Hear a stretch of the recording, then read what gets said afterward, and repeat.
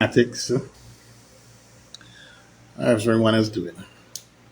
So one of the things I appreciate about the Middle Eastern clones is that it basically allows anyone to enjoy send DNA for a fraction of a price. And that's given into the context that a lot of what you pay for some of the design and luxury brands is really branding and marketing. The scent itself usually costs a fraction of the cost, even when you take into factor that they might be using higher quality ingredients and stuff like that.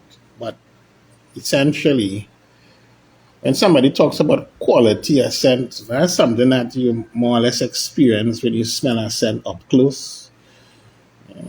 Quality of scent is not something that someone smells and scent in the air.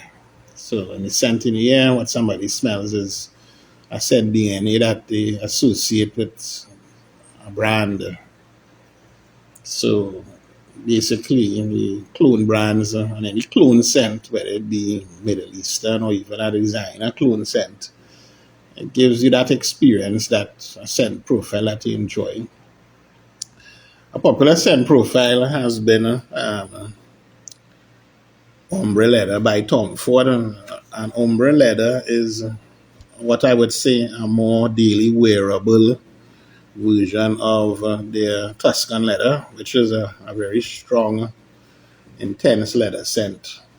Much more expensive than this. This costs around the US 150 a bottle. Tuscan leather runs into the 400-500 100 ml a bottle. But it's a very nice scent, and if you like leather.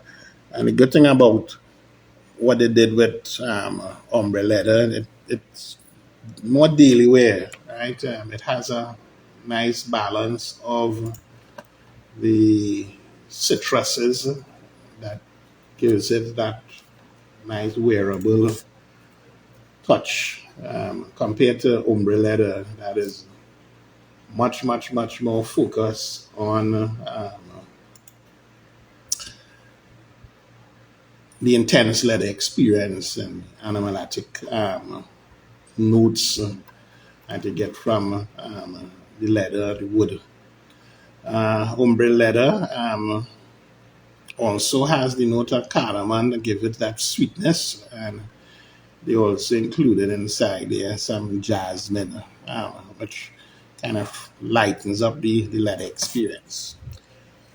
But Lattafa also has a scent, which is this Violet Oud, and it's not really a oud based scent. It's basically a clone of Ombre Leather.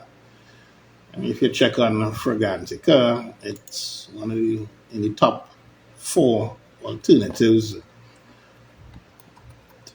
It uses a much more different scent profile. So it's a mix of oud, leather, incense. They add in the citruses to give the same vibe that you would get from the jasmine. They add some cinnamon also, and with the musk is to give it that touch of the cardamom, and then they also have the amber inside here. Comparison, the Tom Ford comes off a much sweeter, and that's more than likely because of the cardamom note in it.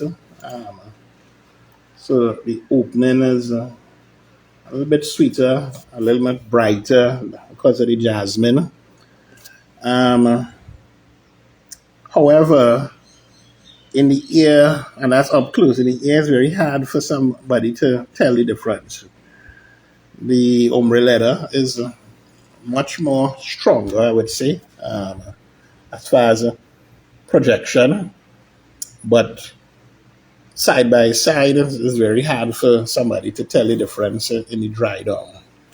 What you get for value here is that you could possibly pick up a bottle of Violet Oud for around 15 US compared to 150. So you're talking about getting the same scent experience for 10% of the price, which is excellent value for money. And what I would tell people, the best way to use cologne scents, you can still buy a bottle of the original, no? So you get a good price on a 50 ml. But you could also buy this. So on the occasions that you think a little more special, you use your Ombre Leather. If you want to be a signature scent. And then for daily, you could substitute it with something like this, which is a tenth of the cost. Right? So that's a good value because at the end of the day, you're only spending 15 US more. You get 100 ml extra in the center, and you get to have the original and also have alternative that you could use more generously, right? So if you might only take 5 sprays in the Ombre Leather, you could easily do 15, 20 sprays in this, right? So that's a good advantage with a lot of the clones now. Bye bye.